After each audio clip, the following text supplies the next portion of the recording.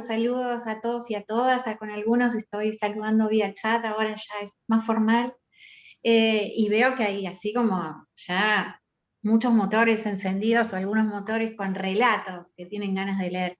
Bueno, ustedes el sábado pasado, muchos de ustedes vía chat hicieron preguntas para contactarme por talleres, y la verdad es que cuando la fundación me llamó por primera vez para hablar de la posibilidad de hacer algo en conjunto, eh, decidimos y definimos esto que estamos atravesando, y que hoy es el penúltimo encuentro de la introducción a Relatos de Vida, y pensamos que si había interés, digamos, y que si esto eh, generaba, digamos, un buen clima, una buena dinámica de trabajo grupal, podíamos tener una propuesta un poco más extendida para trabajar ya en forma práctica, es decir, entrar en el terreno del taller, donde se leen textos, hay intercambio entre ustedes, devoluciones, mi devolución sobre el texto, se piensa un proyecto, digamos, y en función de eso se trabajan textos puntuales, es decir, entramos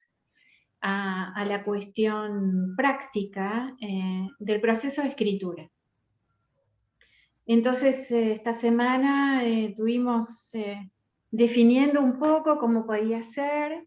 Yo calculo por la información que me dio Maumi, Lucía, vos quizá tengas ahí alguna gacetilla, alguna información, algo que hayan recibido los socios y Sí. las socias, que pensamos en una estructura semanal de 2 horas, porque cuando se trabajan los textos, bueno, siempre hay intercambio, siempre se extiende un poco más, mantener este horario, pero yo les dije que me parecía que 4 encuentros, es decir, hacerlo nada más que un mes, me parecía que era poco, en el sentido que es frustrante atravesar el proceso de la escritura en tan poco tiempo y ver algo, digamos, que uno dice, bueno, esto me empezó a gustar, interesar, probar voces, en fin, lo que tiene que ver con escribir.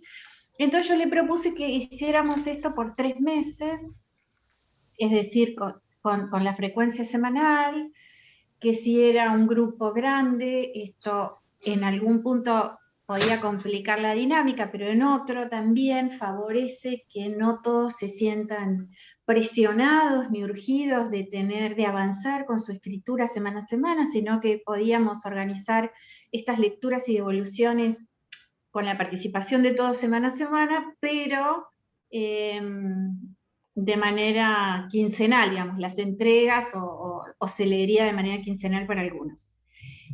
Obviamente que el acento del taller es la autoficción, es trabajar sobre proyectos de relatos de vida. Cuando yo digo proyectos no estoy diciendo, bueno, piénsense un libro, un proyecto de escritura es un proyecto de escritura, es decir, sabemos que vamos a entrar en un terreno placentero que deseamos y que nos va a oponer problemas y dificultades, y que vamos a trabajar las herramientas para ir resolviéndolos, digamos, para ir atravesando ese proceso. Yo les aclaro, no creo nada a la gente que dice que sufre cuando escribe, porque además, como nadie espera que nadie escriba nada, porque el mundo puede vivir sin nuestros textos, esto estoy segurísima, no vale la pena sufrir. Yo creo que el proceso de escritura tiene que ser disfrute, y en todo caso nos tiene que traer los problemas que nos gusten resolver, que nos resulten desafiantes. Entonces sé que Maumi les ha enviado información al respecto.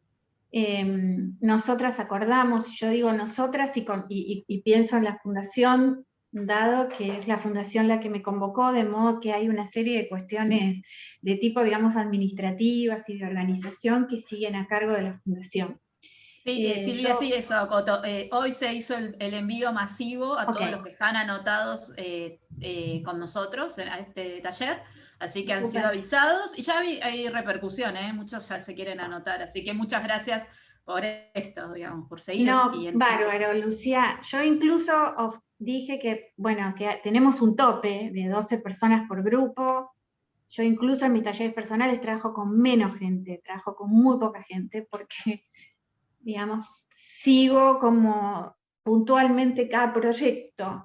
Tengo una manera de trabajar que es como en grupo, pero muy personalizada, y Gloria, ya te doy la bienvenida. Una manera muy personalizada, es decir, me parece que cada proyecto de escritura, y sobre todo cuando se trabajan cuestiones con contenidos biográficos, requiere una escucha que es singular en cada caso. Bueno, a ver, el entusiasmo de ustedes me entusiasma, me resulta sumamente estimulante. Veo en el chat, y estuve leyendo en el chat, que ya hay gente que tiene algunos relatos que le gustaría leer.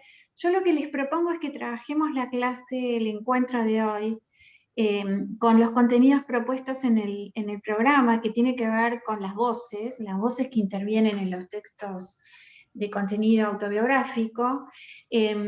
Tengo un par de escritoras de las que me gustaría especialmente hablar por la manera en que han tratado sus autoficciones. Y también hablemos de algunas cuestiones, si quieren, no sé si llamarlas técnicas, pero digamos, ¿por qué usar la primera persona? ¿Por qué podemos incluso en un relato autorreferencial usar la tercera? ¿Podemos usar la primera del plural? Bueno, acá Felicita se está haciendo consultas. Lucía, vos... Sí, a todos los que están haciendo preguntas más específicas, justamente a nivel más administrativo, o formas de pago, o como, bueno, o alguna cuestión más técnica, quédense tranquilos que vamos a ir respondiendo a lo largo del fin de semana, uno por uno, porque cada pregunta es particular, ¿no? Entonces, denos esa chance de estos días que transcurren ir contestando, pero nos está llegando yo, que estoy a 2 máquinas, doy fe que está llegando todo, por eso digo que estoy muy agradecida ya por la repercusión, porque lo mandé en 1 hora y creo que enseguida empezó a haber respuesta, así que muchísimas Genial. gracias. Bueno, qué estimulante. La otra cosa que supongo que está en la información que recibieron es que si se completa ese cupo que establecimos, que nos parece lógico para poder trabajar de una manera que sea satisfactoria para los participantes, sobre todo, es que podemos tener un horario alternativo, que creo que está en la información que envió Maumi, por lo menos yo acordé con ella que teníamos otra opción si es que se completaba el grupo, digamos, de los sábados. En un horario que más o menos contempla, digamos, que si hay gente trabajando de manera presencial o virtual, pueda asistir durante la semana. Bueno, pero lo que me gustaría, a ver, voy a repasar un poco los chats a ver si hay alguna pregunta. Bueno.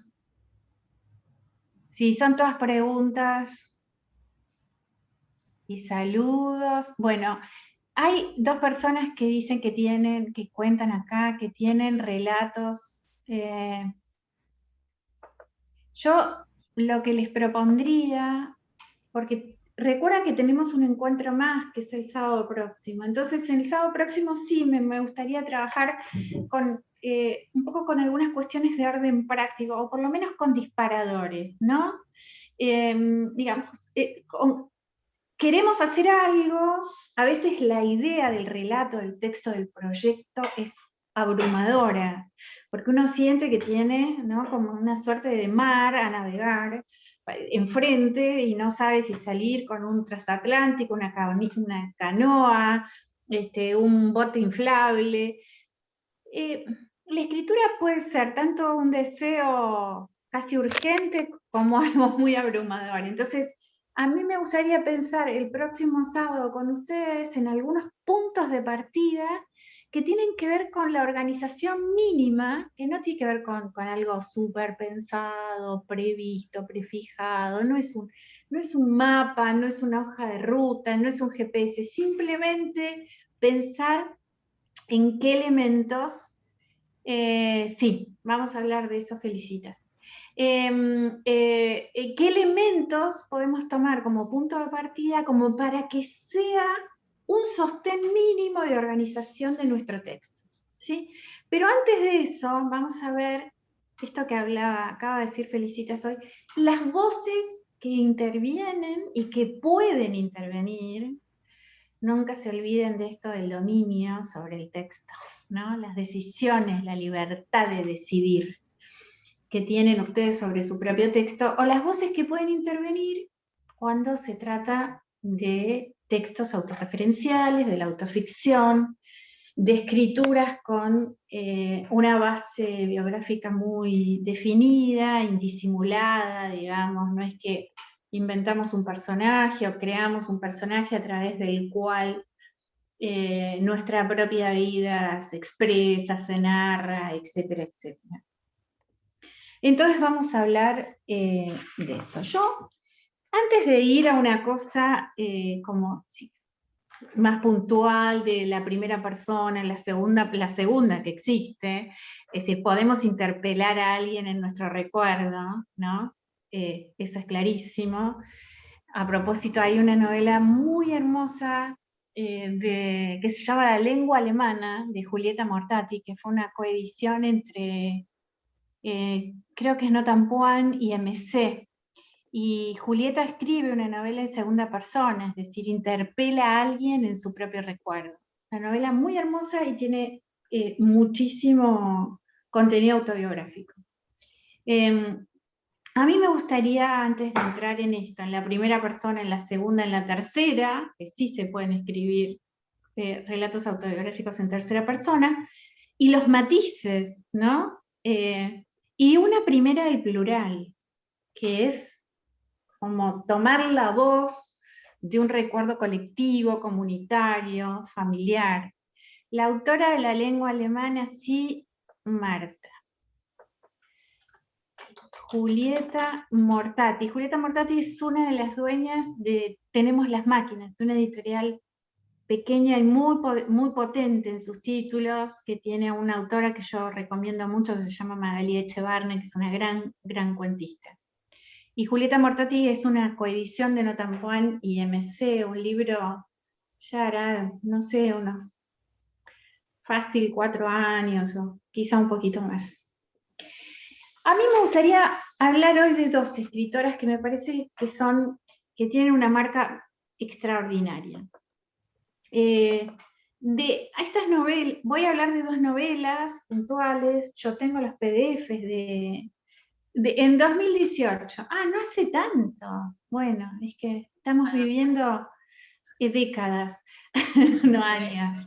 No, 2018 yo dije, bueno, sí, 2018, pero después mi cabeza funciona como esto pasó hace 5 años. Yo fui a la presentación, me acuerdo de ese sábado, o sea, tengo recuerdos súper nítidos, pero me parece que fue hace un montón. Bueno, en todo caso yo después les paso estos PDFs, como siempre le mando los lunes a Maumi. Quiero hablarles del fin de Vigan en su libro Nada se opone a la noche, que es la historia de su madre, y La nostalgia feliz de Amélie Nothomb. Ustedes saben que Amélie Nothomb es una escritora belga que nació en Japón porque su padre era diplomático, vivió hasta el jardín de infantes, creo, en Japón, y conservó y guardó para ese país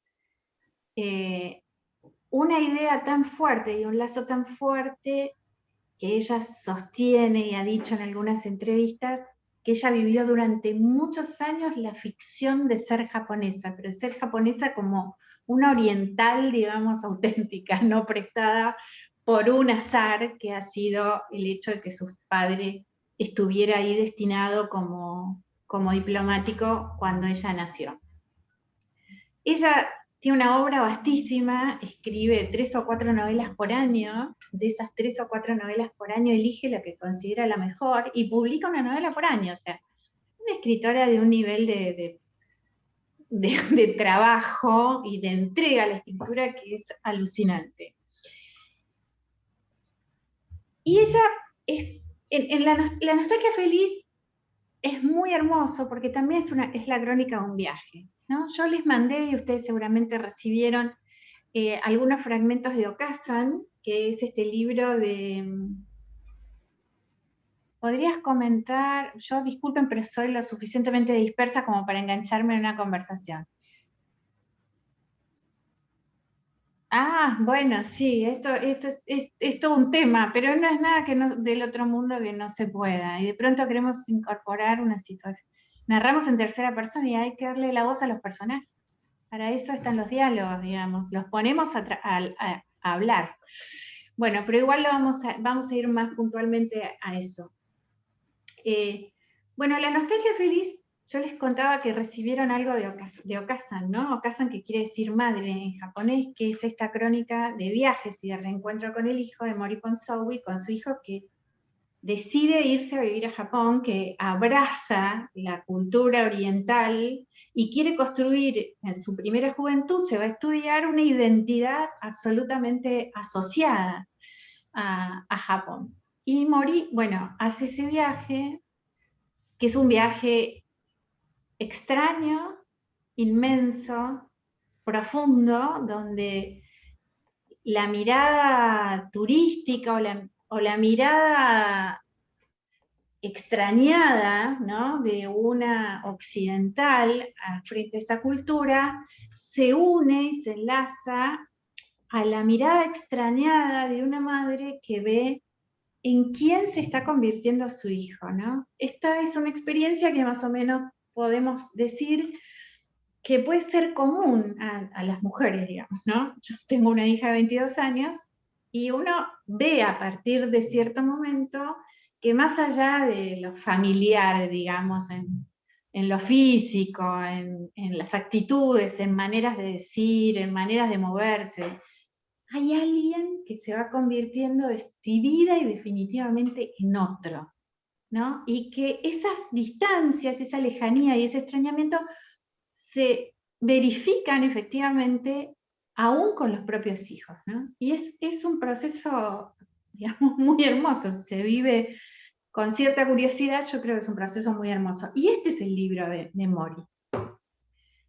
Cuando Amélie Nothomb vuelve a Japón en una circunstancia extraordinaria.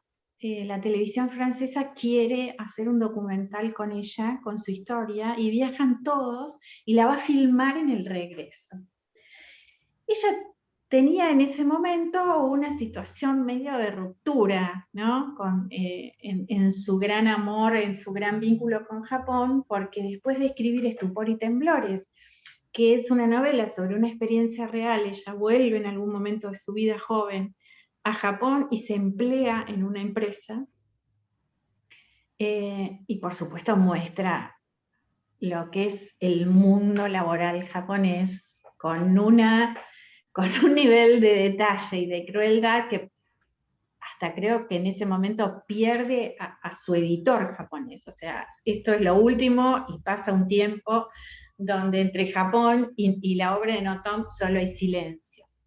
Entonces vuelve y escribe este libro que se llama La nostalgia feliz. La nostalgia feliz es un concepto oriental donde recordar y añorar da felicidad, ¿no? Tiene que ver con la pérdida, ¿no? Nosotros como occidentales tenemos cierta cosa vinculada a la nostalgia, desde el dolor, desde una añoranza, desde algo que no vamos a poder recuperar más, y ellos tienen un concepto que tiene que ver con recordar, añorar, es decir, tener nostalgia de eso es porque lo vivimos, y el acento está puesto en la celebración de haberlo vivido, digamos, de ahí la idea de felicidad. Hay como un prefacio muy chiquito en La nostalgia feliz. Bueno, ella vuelve, se encuentra con su exnovio, con su traductora, se encuentra con su nana. Su nana, Nishio-san, es un personaje muy importante en Metafísica de los Tubos, que es una novela extraordinaria, delirantísima y totalmente autobiográfica de su nacimiento en Japón. De hecho, la portada de la edición de Anagrama es Amélie con su hermana Juliette en la cama, niñitas, digamos, acostadas, fotografiadas por su mamá. O sea, esto es como desembosadamente personal, digamos. Sin embargo, en Metafísica de los Tubos, donde Nishio-san es alguien muy importante, es su nana, quien la cría, digamos, la que tiene el vínculo amoroso de la crianza muy fuerte. Es una novela delirantísima, donde este bebé es como un bebé que habla tardíamente, que se conecta tardíamente, una beba, ¿no? y que además se siente Dios y que tiene una cabeza que puede pensar su propio universo como un universo completo. Por eso es una novela muy divertida, pero realmente rara, ¿no? Y Nishio-san aparece ahí y ella ahora vuelve al pueblo y a su casa, el pueblo donde vive Nishio-san, y es una viejita que, por ejemplo, no tiene recuerdos del último gran terremoto, ¿no? Y es desgarrador y dulce, y lloran las dos, y también va al colegio, donde estaba en la guardería, en el jardín, y están las monjas, y va a la plaza donde jugaba, y bueno, y finalmente come con su editor, y se encuentra con el exnovio, que además es el protagonista de Ni Adán ni Eva, que es otra novela autobiográfica de ella. Y dice algo, es una novela hermosa, yo se las voy a mandar, ¿no? Y dice, ella decía, alguna vez entrevistada en España, que su pacto como escritora autobiográfico es, todo lo que digo es verdadero, pero no lo digo todo, ¿no? Entonces, ella dice que ella sabe intuitivamente que hay una línea roja que ella nunca va a cruzar. Pero sin embargo, todo lo que cuenta es verdad. Lo que pasa es que no cuenta toda la verdad.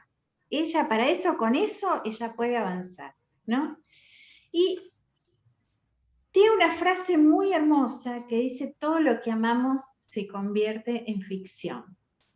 Yo creo que todo lo que odiamos también puede ser convertido en ficción, y pienso mucho en Músicos y relojeros de Alicia Stenberg, del que hablamos antes, porque justamente ella dice, no se trata de reelaborar mi historia personal con esta novela, yo todo lo que quise fue vengarme, ¿no?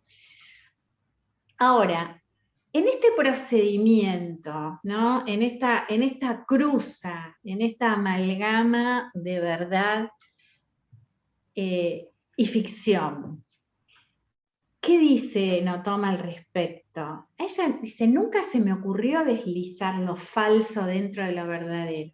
Eso fue ocurriendo en el proceso de la escritura.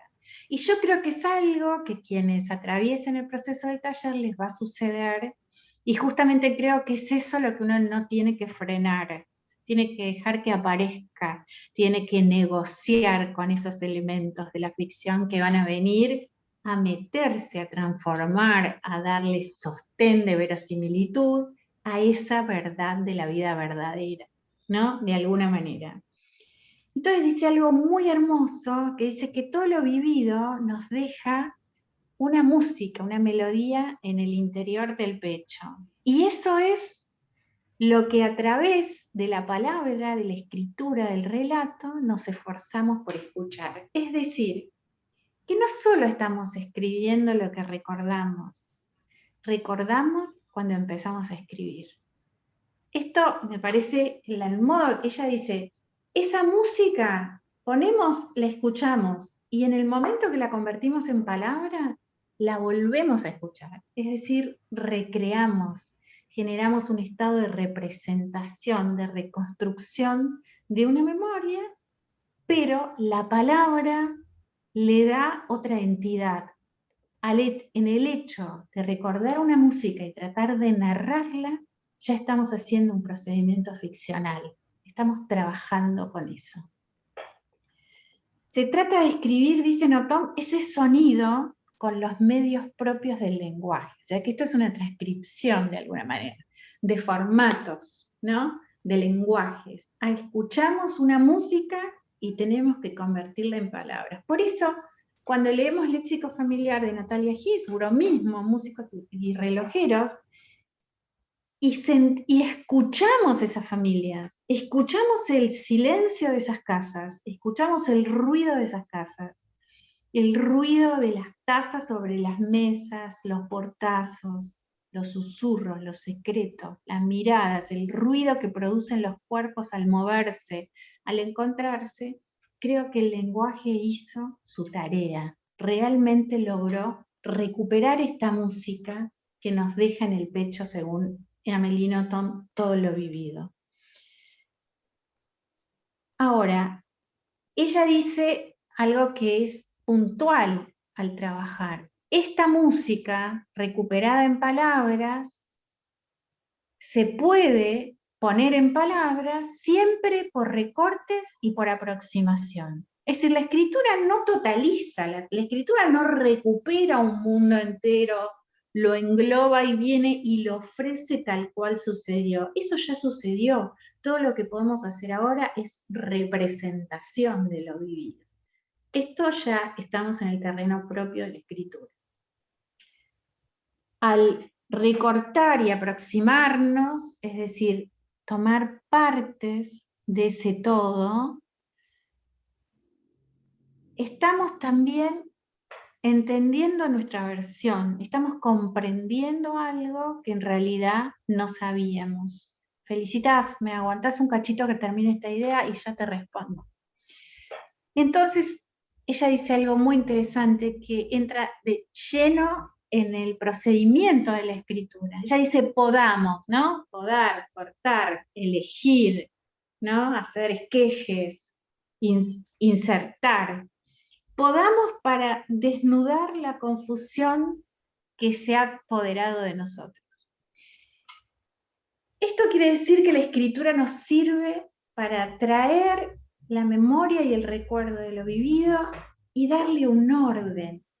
Darle un orden, acá no tiene que ver ni con la cronología, ni con la fidelidad a la verdad, ni nada. Simplemente darle un orden en este caso, cuando escribimos, en general es darle un sentido a lo que estamos haciendo. Felicitas, voy a leer ahora. Puede ser que el silencio de una situación sea la música que nos... Podemos escribir desde el silencio que rodea una historia, pero sería genial escribir desde el silencio. Como en la música, digamos, en la literatura y en la escritura, el silencio es absolutamente necesario. Si hay algo que, digamos, las palabras no lo cuentan todo. El modo en que entrelazamos las palabras, el modo en que establecemos relaciones internas en el texto, es lo que cuenta, entre otras cosas. Y cuando contamos de esa manera, cuando establecemos esas relaciones se establecen entre las palabras y entre los silencios que tiene un texto. Esto es fundamental, usar el silencio, que llega solo al texto, llega solo, se construye solo.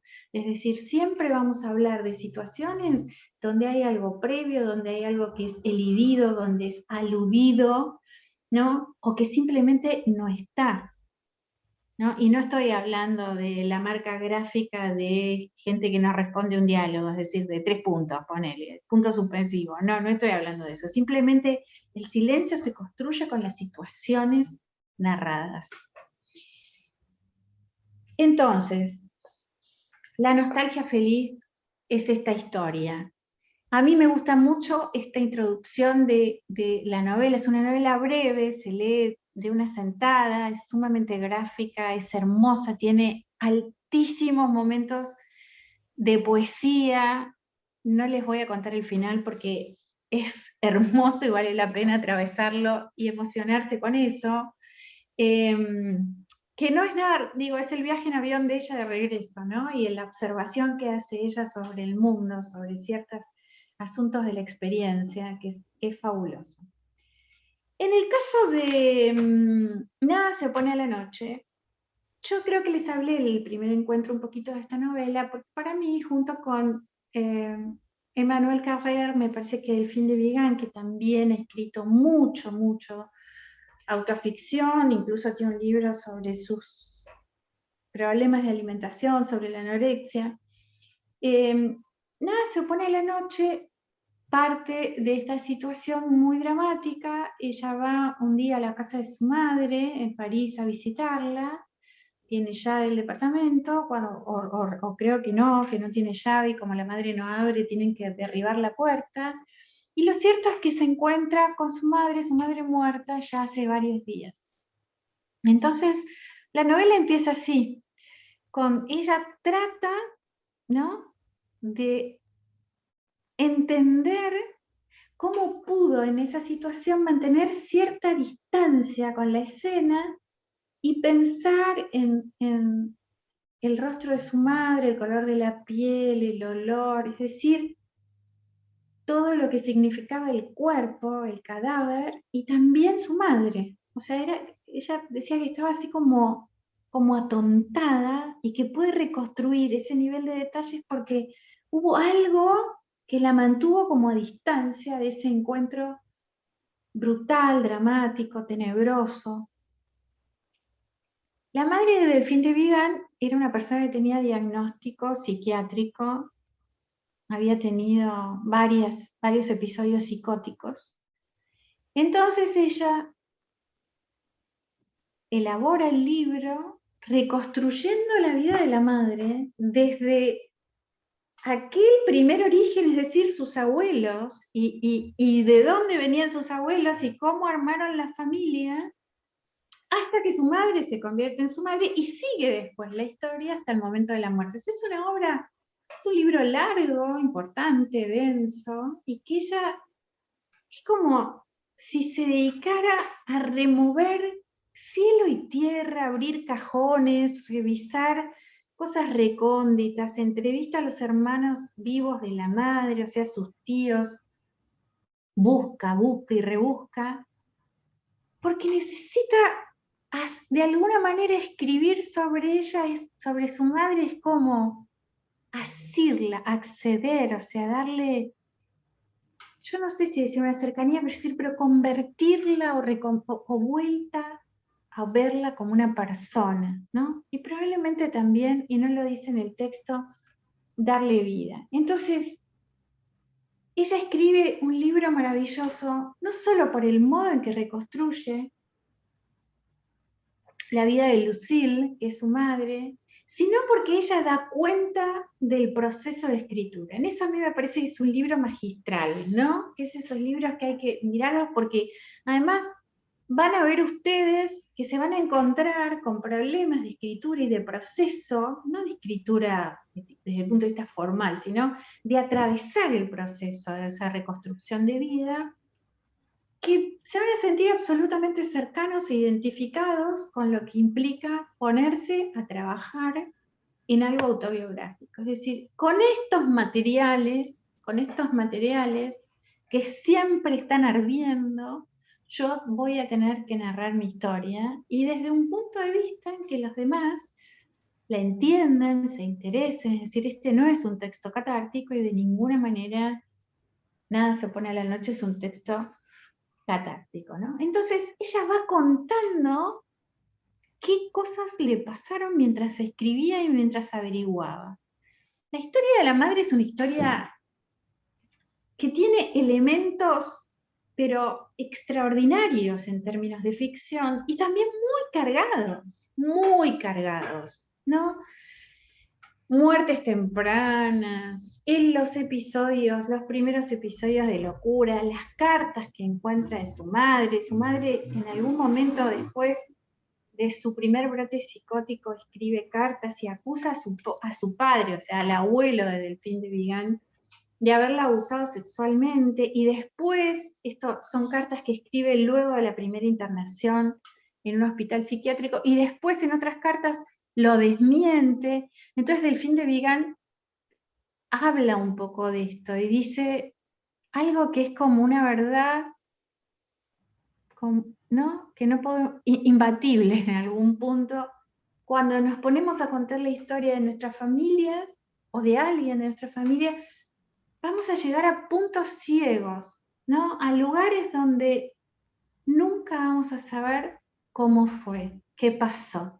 Y ella convive con esos puntos ciegos, con ese no saber, con lo que va a quedar permanentemente flotando en el terreno de lo fantasmal en algún punto. Es decir, no pudo confirmarlo, no sé si es así, no sé si fue producto de la locura.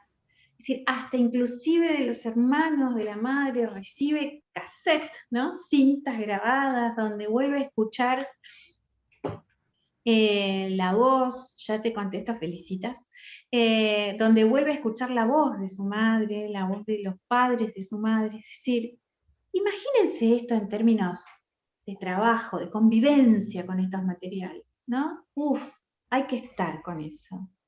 Ahora te contesto, felicitas, pero no quiero perder esto. Entonces, ella dice que llega un momento en que se traba, no sabe cómo seguir, tiene documentos, tiene fotos, tiene cintas, ha desgrabado entrevistas, se pone como en plan periodístico a entrevistar a sus tíos, a hacerle preguntas incómodas para todos, para ella, para quienes las escuchan, para quienes tienen que responder. Entonces ella dice, bueno, pasó una semana, pasó otra, abrí la computadora, tengo un documento cuyo título es Nada. Esto es maravilloso. El documento se llama Nada. Y se pasa un tiempo y ella dice, y nada de nada, no avanzo, no me sale nada, abro el documento, corrijo unas comas, cambio unos verbos, pongo unos adjetivos.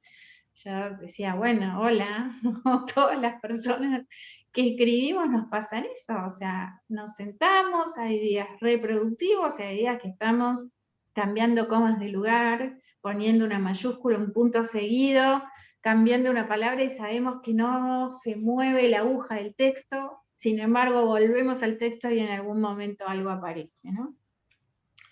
Entonces ella dice, lo releí, suprimí frases, desplacé comas, después nada, precisamente nada de nada, lo pone textual en su libro. Sin embargo, la obsesión permanecía. Esto vale para la autoficción, para la ficción, para lo que sea. Escribimos porque hay una obsesión que permanece, que no podemos eludir, no podemos dejar atrás. Entonces pasa el tiempo y no tenemos tiempo y estamos cansados y vemos Netflix y cerramos la compu y tenemos más trabajo del que queremos y el tiempo de la escritura se dilata, se demora, se posterga. Pero siempre pienso, y me lo digo a mí, cuando pienso que no voy a volver a escribir ficción nunca más, aunque estoy escribiendo un proyecto de ficción de manera muy intermitente, yo pienso, la obsesión no me abandona, la obsesión permanece. Y cuando esa obsesión permanece, yo creo, mientras yo siga interesada en que este texto algún día se convierta en un texto, creo que entonces voy a poder escribir. Entonces, cuando vamos a enfocarnos, a meternos en algo tan delicado, amoroso, cautivante y también riesgoso como es la historia familiar, si la obsesión permanece, vamos a poder lidiar con los problemas que nos va a traer la escritura, por un lado, y los problemas que la autoficción a veces nos trae, por otro.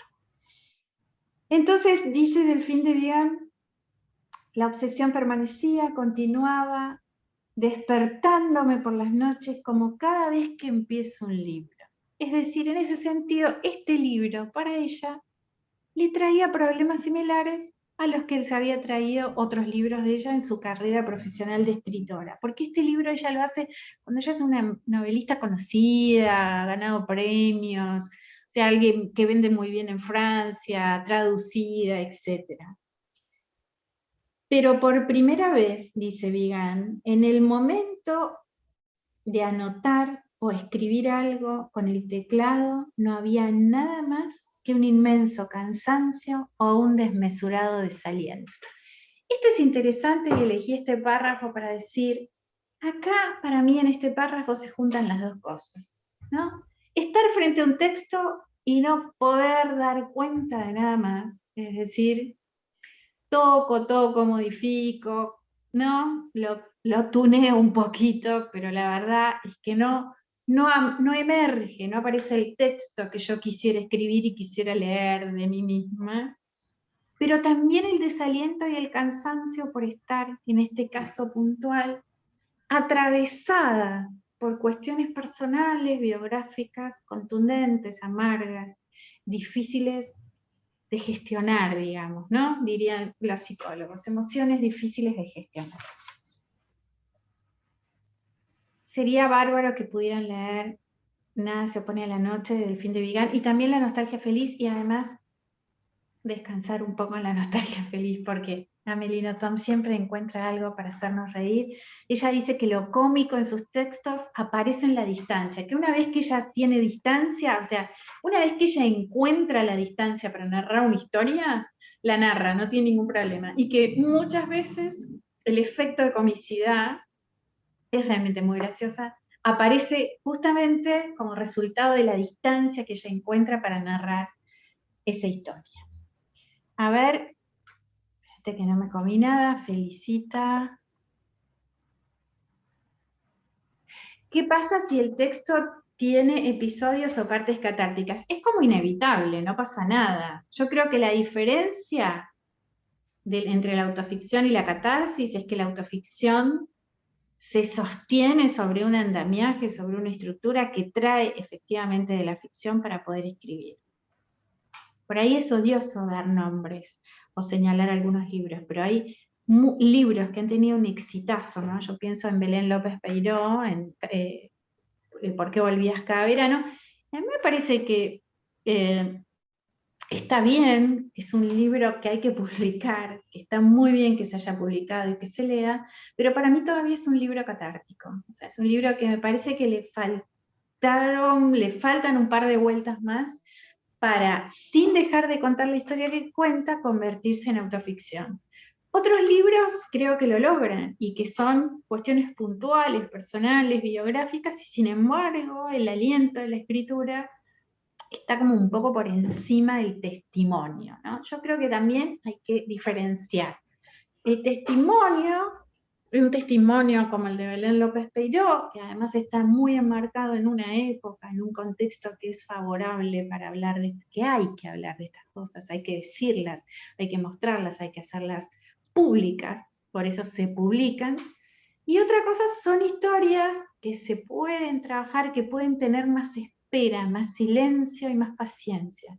Yo creo que hay libros de autoficción que también se escriben y se publican por una urgencia de época, ¿sí? Entonces, en un libro de autoficción puede haber catarsis, ningún problema, esto no es mala palabra, simplemente no es solo una catarsis, porque una catarsis puede ser una sesión de terapia, y ahí no hacemos ficción, se trata de nuestra vida, es decir, por más que ciertos resortes de nuestro personaje social o biográfico, incluso, o familiar, pero ¿no? Todos tenemos roles asignados, aparezca, pero ahí hay otro tipo de instante descarnado, digamos, ¿no? Para manejar, dice Graciela, la catarsis tal vez se necesita distancia. Se necesita distancia siempre para escribir lo que sea, así sea una historia de marcianos o la historia personal. Necesitamos distancia, necesitamos establecer algo frente al texto, porque si no, ¿saben qué vemos? Un escritor o una escritora o alguien que escribe encima de un texto, tapándolo. No vemos emerger el texto si no tenemos distancia y no lo dejamos aparecer. El texto aparece cuando somos capaces de escribir y de observar, y de esperar, de dejar que cuaje. A mí me gusta mucho cocinar y hay muchas acciones de la cocina que me parecen totalmente aplicables a escribir. No, esta cosa de dejarle dudar, de no apurar, de no pegar, no meter algo al horno a las chapas porque lo quemás, es decir, tienen que ver con esperas, con tiempos, con una manipulación de las palabras y del objeto de escritura, el texto como objeto de escritura, que hay que dejar fluir, no hay que tirarse encima, porque si no es como una suerte de disputa entre nosotros como autores y autoras y el texto que queremos crear, como decir, bueno, ¿y quién tiene razón acá? ¿Quién va a ver quién sabe la verdad? Siempre es el texto el que nos lleva, ¿no? Siempre es el texto el que nos lleva por el camino. Por eso nuestro trabajo, entre otras cosas, al escribir, es poder oír eso que el texto nos está diciendo. Es como mucha producción que está en pandemia. Galima, por favor. Sí, sí, hay mucha gente que quiere escribir sin leer. Eso es imposible, ¿sabes? Yo, en mi experiencia de ir a talleres literarios, nunca me pidieron que muestre un texto, es decir, a ver, mostrame un texto, a ver en qué situación estás, sos principiante, ¿verdad? Etcétera, etcétera. Siempre me preguntaron, ¿lees? Y después, ¿qué lees? No importaba, es decir, bueno, qué sé yo, lees cuentos, lees escritoras, lees novelas decimonónicas, lees ciencia ficción, lees policiales. lees, tenés una conducta, tenés un training, necesitas libros en tu vida. Y yo a la gente que asiste a mis talleres, lo primero que le pregunto es si lee, porque si no lee, o sea, no hay manera de trabajar. O sea, puedes trabajar con una persona que nunca escribió más de 2 párrafos. No se puede trabajar con una persona que no lee, porque ahí ya hay un abismo y además hay un desinterés.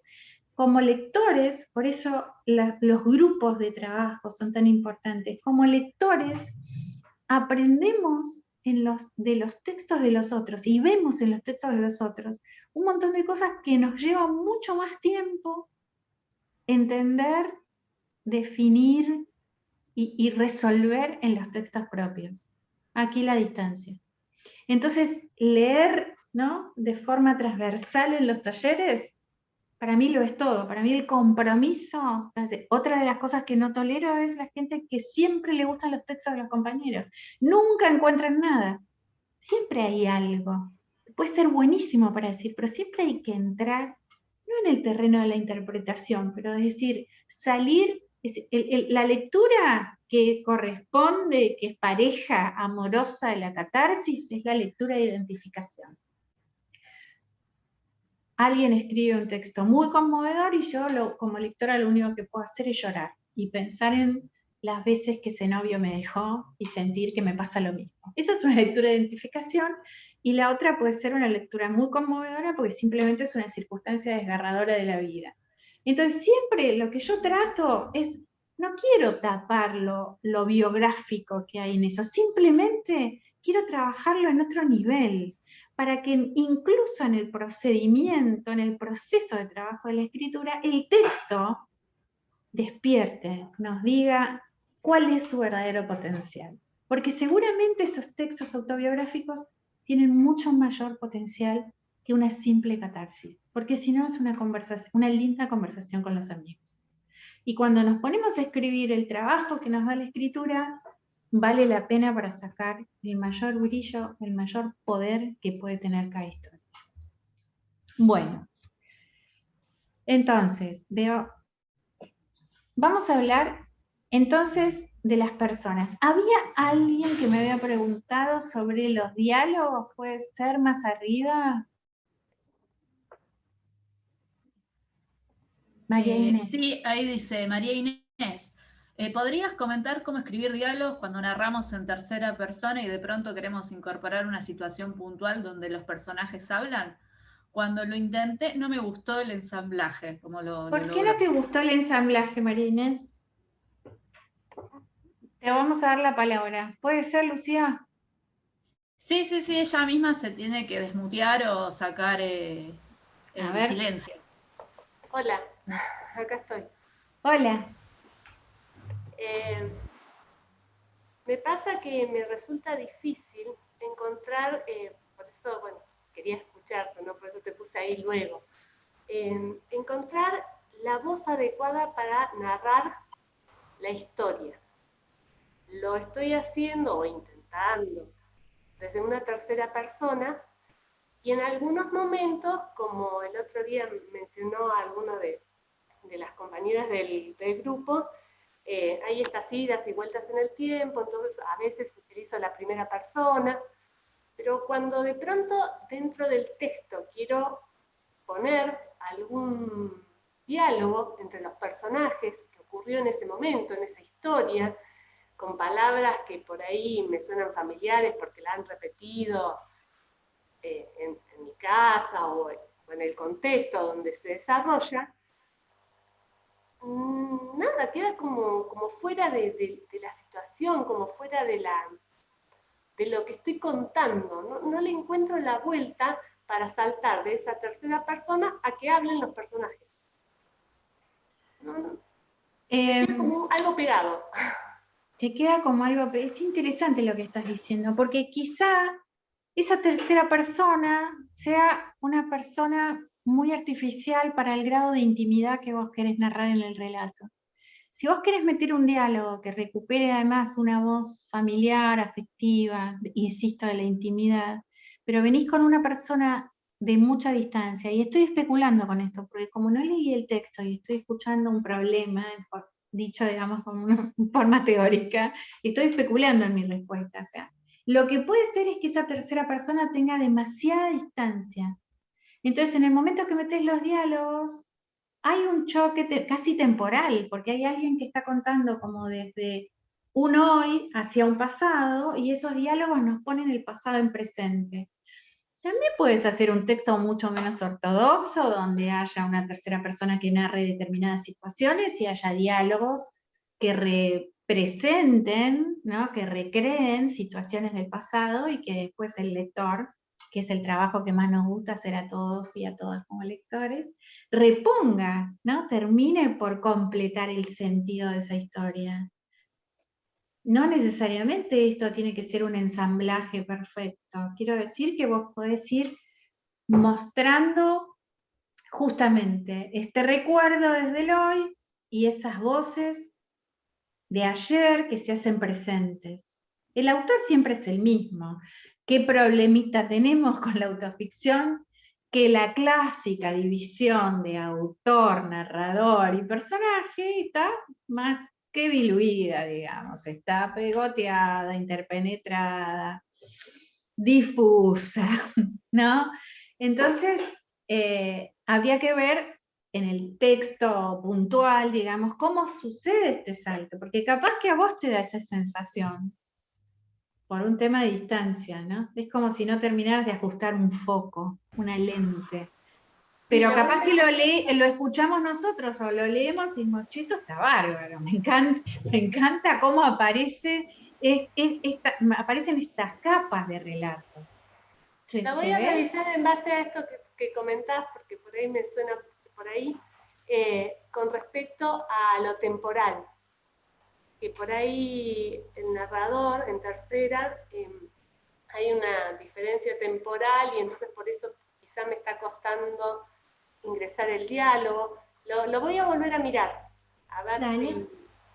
Ojalá puedas que te surja del texto mismo, porque en general esos problemas no surgen del texto mismo. Y la otra cosa, María Inés, que podés hacer, porque escribir se trata siempre de ensayo y error, es probar no una tercera, en lo que vos tenés escrito como tercera, probá una primera, o probá una segunda, interpelá a esos que hablan, ¿no? Invocalos en el texto, probá. Digo, hay algo maravilloso en la escritura que ahí juguemos, y total lo podemos disfrazar de cualquier cosa. Me pongo este sombrero, me saco este sombrero, me pongo una corbata, me pongo el vestido largo. No solamente, Marta, es un tema de distancia vivencial entre la tercera y la primera. No es solo eso. Puede serlo en la autoficción. Justamente yo quería hablarles un poco de este tema, ¿no? Yo pensaba un poco, pensemos en que todos y todas, yo no me incluyo porque a mí nunca me salen de nada, María Inés, nunca me salen las historias familiares, aunque reconozco que mis cuentos, reconozco muchas cosas familiares, pero no puedo decir que estoy escribiendo sobre ellos. La verdad es que no podría, pero bueno. Pero yo pienso que en el mundo de la autoficción nos movemos en general entre tres ejes: yo, ellos y nosotros. Entonces, la tercera persona viene a problematizar la escritura, a veces a enriquecerla, a darnos una versión distinta, o a jugar un poco con la idea de que esto que me pasó a mí puede ser contado por otro. O sea, son posibilidades que podemos explorar en el texto. ¿Qué es un narrador en primera persona? ¿No? Es un narrador íntimo. Es un narrador que conoce lo que sabe, o sea, tiene acceso a sus propios conocimientos y también a sus propias emociones. Es un narrador que da cuenta de sí mismo y su punto de vista es ese. O sea que cuando ese narrador en primera nos habla de otros personajes de la historia, nos está hablando de cómo los ve ese narrador, no que hayan sido así. Porque si ese narrador sabe todo de todos, ya no es un narrador en primera, no hay una primera omnisciente, digamos.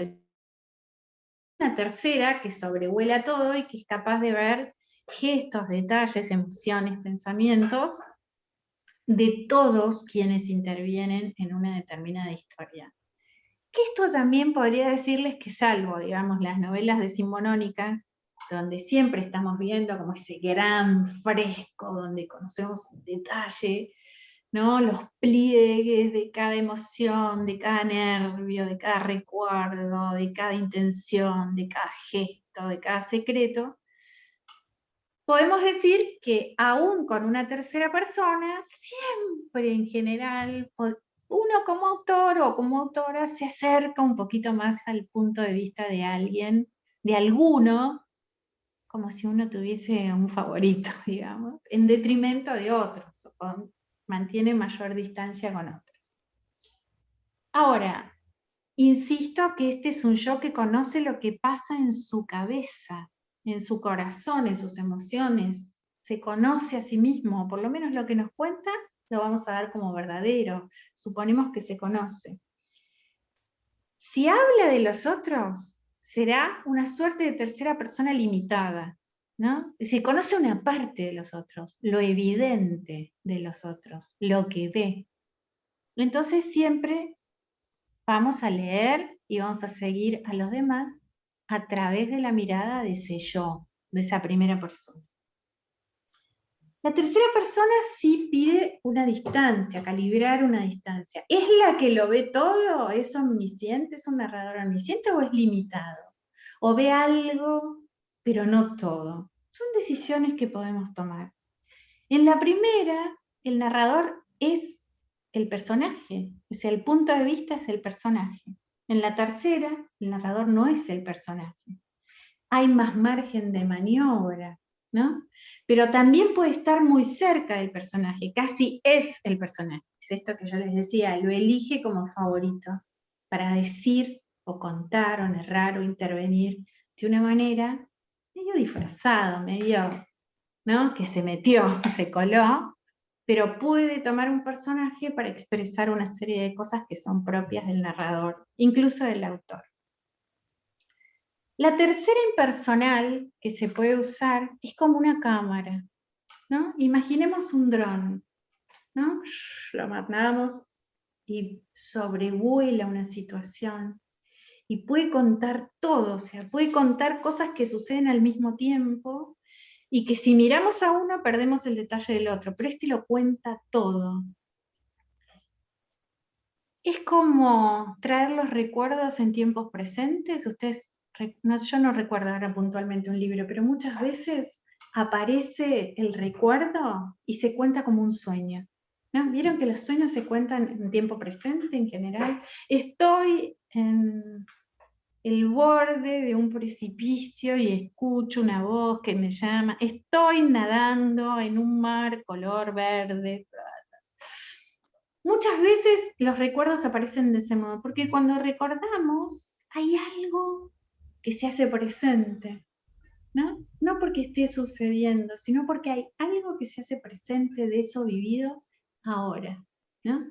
Entonces, ese narrador impersonal, como una cámara, puede hacernos entrar en situaciones y mostrarnos, ¿no? Hay un cuento que está en mi libro de cuentos, y perdón que hable de mí, de verdad les pido, pero es lo primero que se me viene a la cabeza, que se llama Mirar el cielo sin problemas, no me acuerdo ni del título, donde cada vez que entra un personaje, aparece un personaje, ese personaje toma el punto de vista y muestra la acción desde ese punto de vista. O sea, yo uso algunos personajes como una cámara. Uno puede usar varios personajes como una cámara. Uno puede ser uno mismo, una cámara mostrando, recorriendo, póngale la casa familiar, ¿no? Entonces uno es una cámara que entra a una casa familiar, la casa de la infancia, y la muestra. Por supuesto que eso está recontrateñido, interpenetrado, así impregnado de recuerdos y de afectividad y de emociones y demás. Pero uno podría tomar una distancia tal como para poner un narrador en tercera que vaya haciendo una suerte de recorrido ¿no? De cámara, ponerle ojos a ese narrador y que nos vaya mostrando los muebles, la lámpara, los platos, las baldosas, las paredes, el espejo, la rajadura de una verja, un picaporte que está desajustado, en fin, todas esas cosas nos van dando ideas. Me gusta mucho lo que dice tanto Borges como Silvino Campo de elegir personas. Felicitas. No voy a dejar de responderte. La consulta de María Inés comparto con todos. Me recuerdo un libro de Luisa Cola de Lagartija. Empieza un narrador en primera que cuenta una historia cruel y se agota por la densidad de esa historia. En la segunda parte aparece el personaje aludido en la primera parte, pero esa vez está como narrador en primera y comienza más o menos de esta forma. Por fin esta se fue y empieza a hablar él mismo de su propia perspectiva. Eso es buenísimo, porque vos lo que podés hacer, eso es excelente, porque vos lo que podés hacer es justamente contraponer estas versiones. O sea, hay alguien que viene a hablar de alguien y una vez que se va, ese alguien que fue aludido toma la palabra. En las historias familiares es muy interesante la idea de que la palabra se vaya pasando como posta. Y aunque haya un autor y un narrador que sea el que toma la palabra de todos para narrar una historia y puede hacerlos hablar a todos, si se pasa la palabra como posta, digamos, lo que vamos a ver finalmente es cómo circulan las versiones en el interior de una familia y en una misma historia. Eso podría ser como muy interesante para trabajar. Ahora, fíjense estos dos escritores absolutamente geniales como Borges y como Silvino Campo. A ver, Marina. Gracias, Felicita. Yo no leí ese libro, ¿no? Ah, en Kentucky. Sí, que son unos bichitos que tienen... sí, exactamente. Sí. Lo que pasa es que ahí apela más, es una novela más sobre la tecnología y la vida privada, digamos, pero de todas maneras el modo en que trabaja la irrupción de la tecnología en lo privado es interesante también para pensar un poco en las posibilidades de un relato. Sí, sin ninguna duda, sin ninguna duda. Gracias por los aportes de ustedes.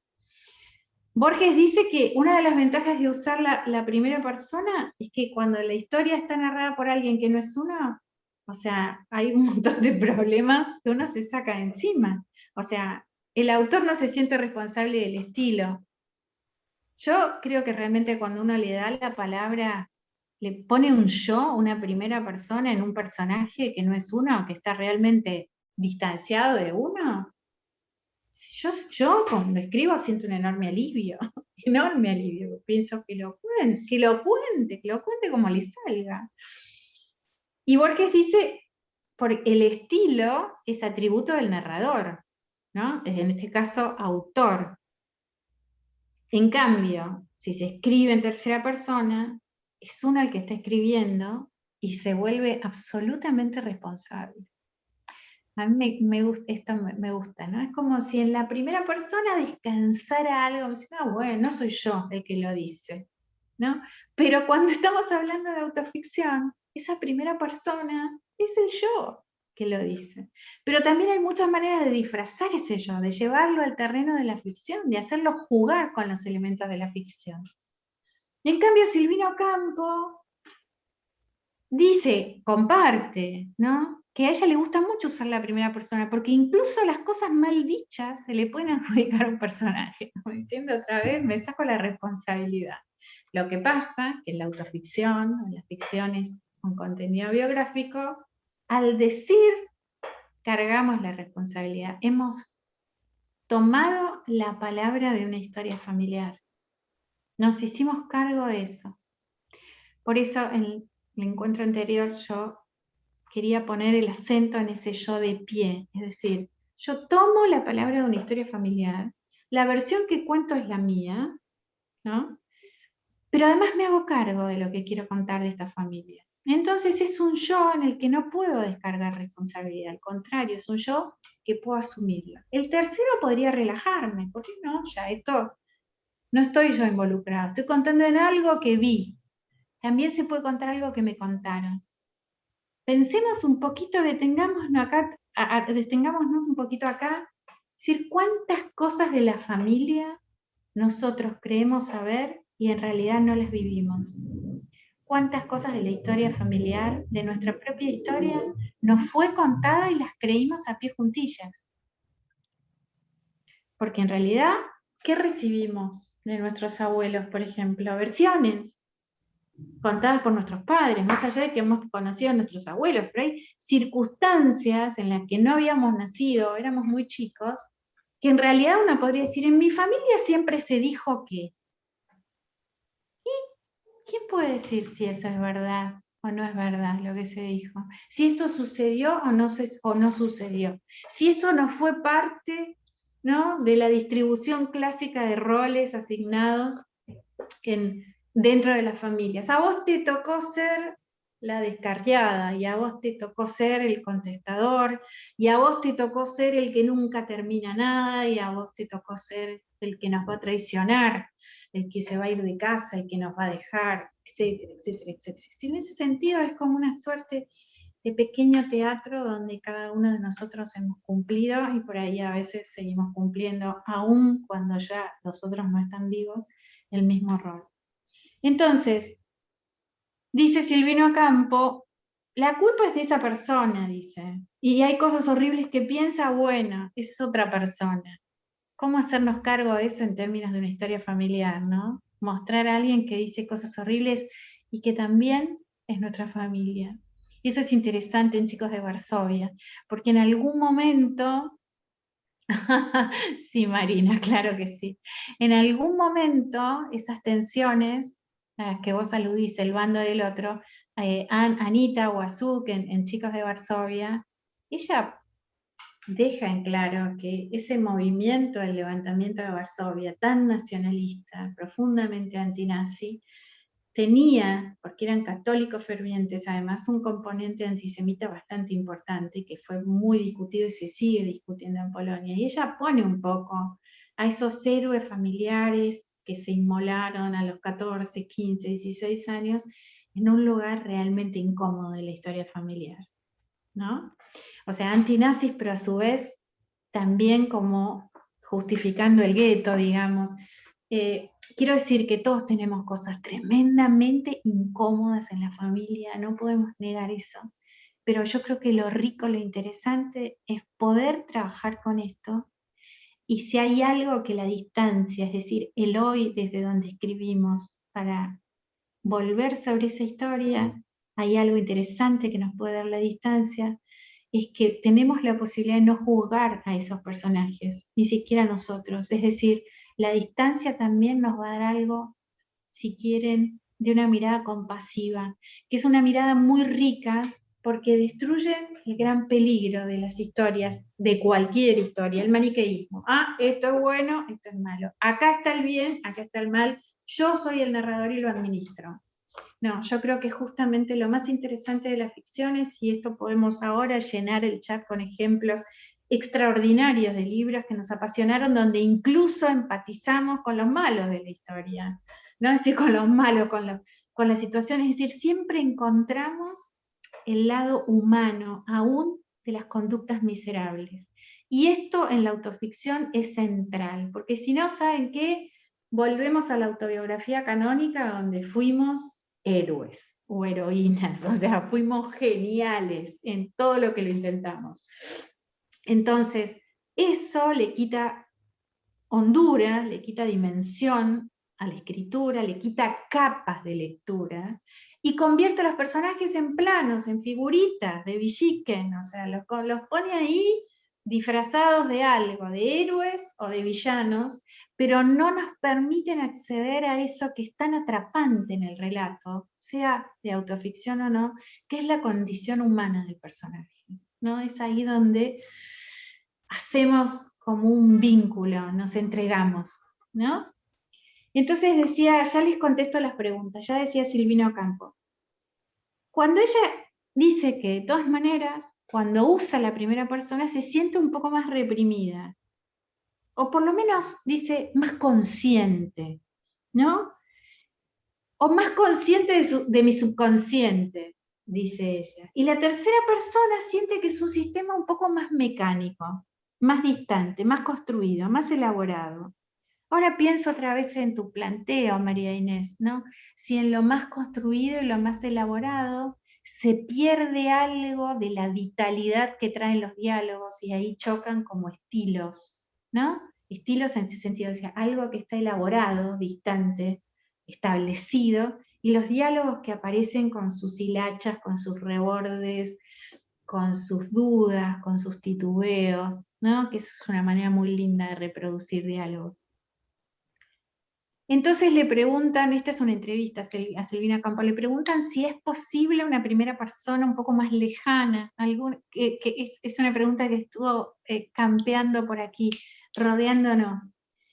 Y ella dice que sí, pero cree que no es conveniente ese sistema de escribir en primera persona si no se tiene un tema muy íntimo, muy auténtico. Y acá nos detenemos porque se trata de que vamos a escribir textos íntimos y auténticos. La autenticidad no tiene que ver con la verdad, con lo cierto, con lo verdadero. La autenticidad tiene que ver con lo genuino, es decir, es como si uno se plantara frente a ciertas cosas, ¿no? Que es como una mirada también, me parece que de la madurez o de la adultez ya tardía, es decir, bueno, pero esto es lo que pude, ¿no? A veces uno mira lo que juzgó muy violentamente o muy duramente de adolescente o en la primera juventud, para padres o para abuelos o para hermanos mayores o, en fin, o amigos que uno tuvo, esa dureza de juicio se va como ablandando, pero no tiene que ver ni con el perdón ni con una historia que se le parezca, simplemente es como haber comprendido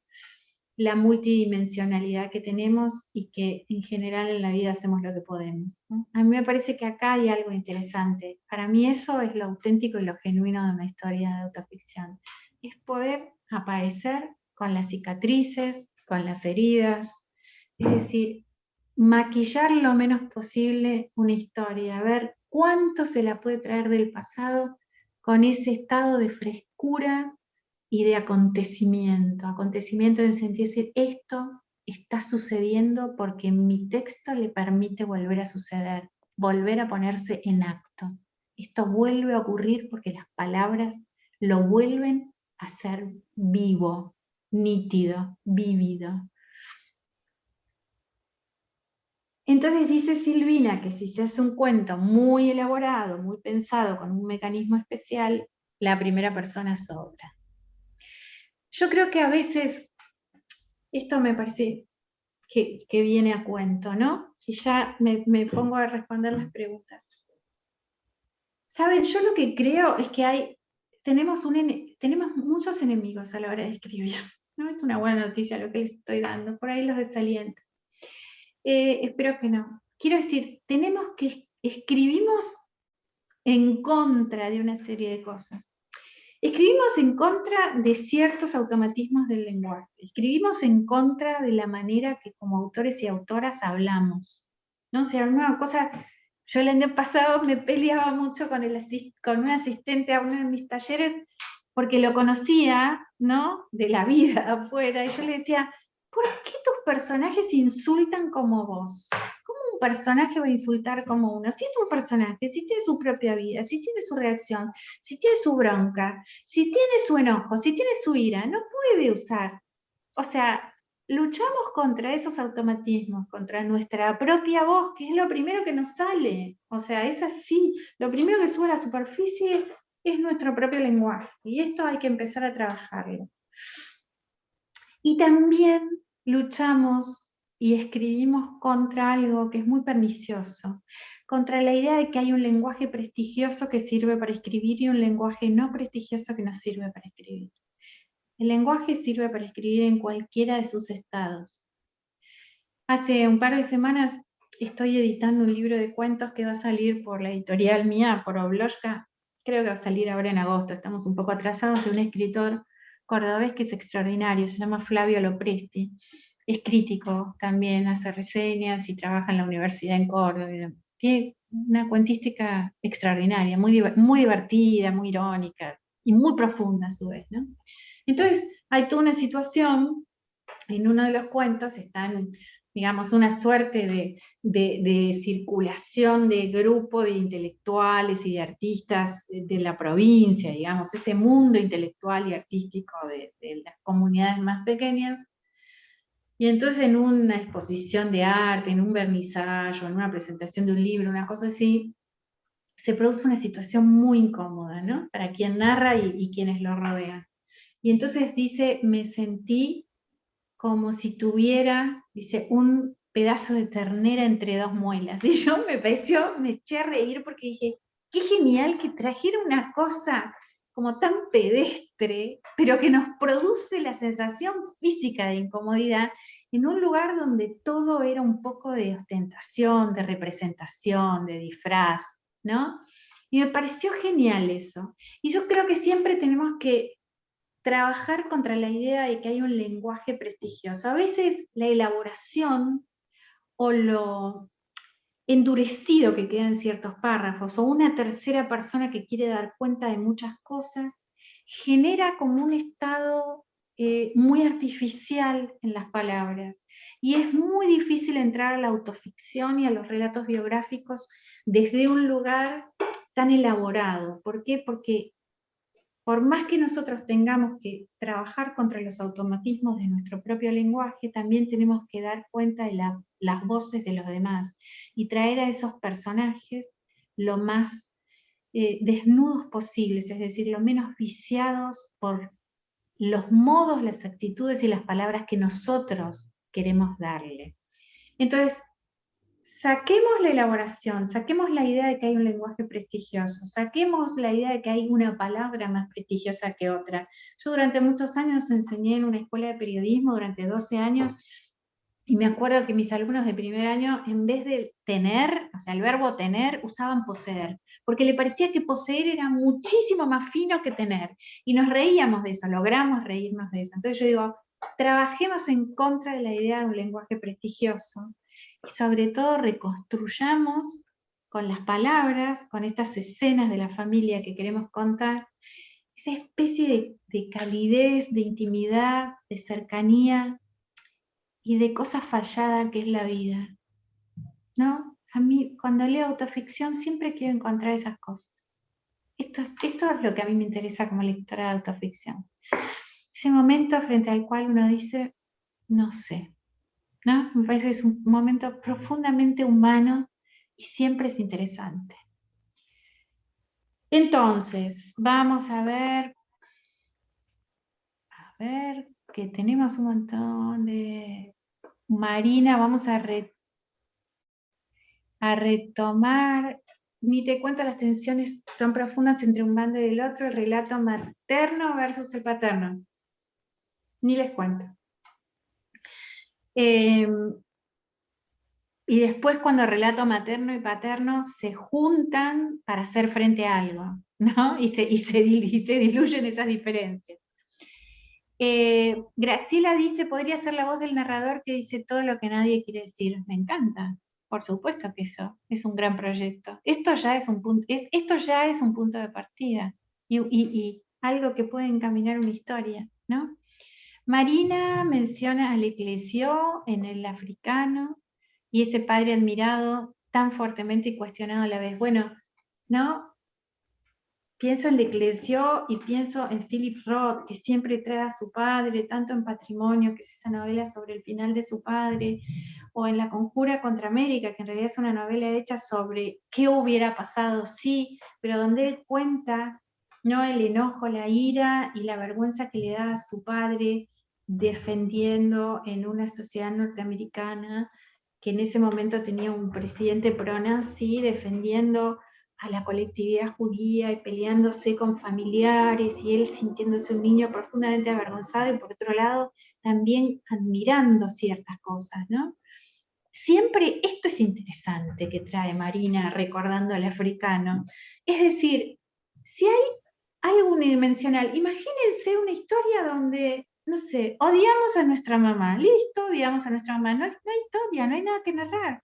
El problema es odiarla y amarla al mismo tiempo. Lo interesante, el conflicto, la tensión, lo que hace vibrar un texto, lo que hace lo que le da la razón de existir a algo, digamos, en términos de ficción, es que haya corrientes contrapuestas, en que deseemos y no deseemos, en que queramos eso y lo temamos al mismo tiempo. Es decir, cuando están estos encontronazos, empieza a haber hay una historia, ¿no? Entonces ahí decimos, bueno, pero, ¿no? Empezamos a decir, ¿y ahora qué va a pasar? Pienso como lector, es decir, no es solamente la expectativa en relación a lo argumental, a una trama, sino ¿cómo se va a resolver esto? ¿Cómo se vive con estas tensiones? Y yo creo que muchos de los relatos de autoficción justamente nos enganchan, esta historia de los otros. ¿Por qué vamos a leer una novela donde una escritora francesa que vive en París, ¿no?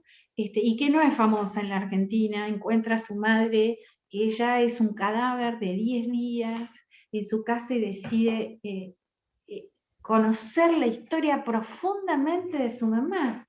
¿Por qué vamos a leer eso? Porque hay algo irresuelto, profundamente humano, donde toda una suerte de cosas como el miedo, el odio, el desprecio, el amor, el deseo y el sentirse parte de esa mujer también, que fue su madre, y del dolor psíquico de alguien que sufre psicosis, etcétera, etcétera. Bueno, creo que eso nos conecta como lectores. El interés que nos despierta justamente tiene que ver con, bueno, nada, es la vida, ¿no? Es esa complejidad que nos resulta atrapante. El Belgrano y el San Martín de Bartolomé Mitre, muchos tomos, pocas capas de relato. Bueno, es que es un problema contar a los héroes de la historia, es un problema hablar de esas gestas y además mostrarlos como personas. En el libro de Holguín, Los hombres son todos iguales. Hay un cuento titulado Recetas, donde el narrador evoca al padre con cercanía, ternura, pero también con dureza ante su muerte. No leí ese libro de Sergio. Gracias por el comentario. La contradicción como motor, sí, fundamental. Es el motor de la vida de todos. Pensaba en esto, dice recetas, no sé con qué, si tiene que ver con recetas de cocina o qué, pero yo he leído algunos libros inéditos de proyectos muy lindos de autoficción donde muchas de las cosas aparecen y reaparecen en la vida a través de los sabores, los aromas, las recetas familiares, los ciertos momentos compartidos que son como rituales, ¿no? Dice Felicitas, la contradicción, la perplejidad, el desconocimiento, la bronca, el rencor, el amor, el deseo, motores que nos llevan a querer ponerlos en palabras. Sí, Felicitas. Cuando aparecen todas esas cosas sentimos que vamos a explotar si no las escribimos. El personaje del padre Dayev. Muchas gracias, Marina, porque no tenía ese libro de Sergio leído. Bueno, algunas preguntas más. Yo quería leerles dos textos muy breves. Este libro de Jamaica Kincaid, mi hermano, es una belleza. Hay que luchar abrazo partido contra el traductor, y lamento decirles eso. Autobiografía de mi madre, que es un libro extraordinario de Jamaica Kincaid, acaba de salir en una nueva edición traducida por Inés Garland. La publicó hace un mes, La parte maldita, y la recomiendo, porque es un libro extraordinario que merecía la pena ser bien traducido. Yo tengo las dos versiones y la diferencia es enorme. Pero quería leerles esto que tiene que ver con recordar, con la memoria y quiénes somos para los demás en nuestra familia, que me parece un párrafo ejemplar, no por cómo está escrito, ni porque hay que escribir así, sino que cuando digo ejemplar digo por cómo pone el acento en cuestiones súper importantes de la autoficción. Cuando era niña, habla de su madre, ¿no?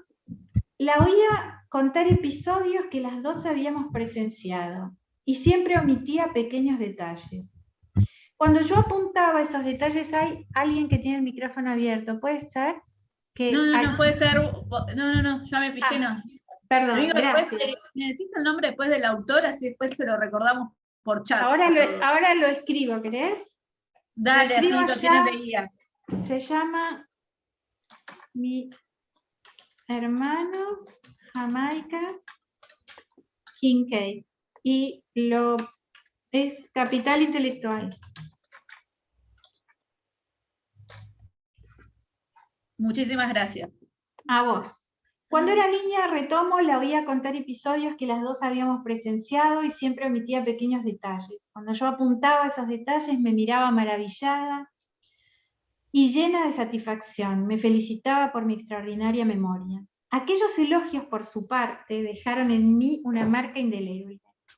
Y nada ni nadie podría nunca hacerme perder esa habilidad innata para recordar, por mucho que mi memoria no deje de ser selectiva. Cuando fui creciendo, mi madre acabó por detestar esa cualidad mía, pues yo recordaba cosas que ella deseaba que todo el mundo olvidara. Esto me parece magistral, por cómo muestra la transformación de un vínculo. Ella tiene una relación tremendamente conflictiva con su madre, que está obviamente desarrollada y narrada muy bien en Autobiografía de mi madre, y cómo estas cosas cambian, ¿no? Cómo eso que era una suerte de detalle de una niña casi prodigio se convierte en algo tan odioso. La madre es un personaje siniestro, horrible, incluso ella se va a vivir a Estados Unidos, la familia queda viviendo en Antigua, de donde es ella, y entonces ella en un momento dice que sus hermanos, ya grandes, vivían con su madre, ¿no?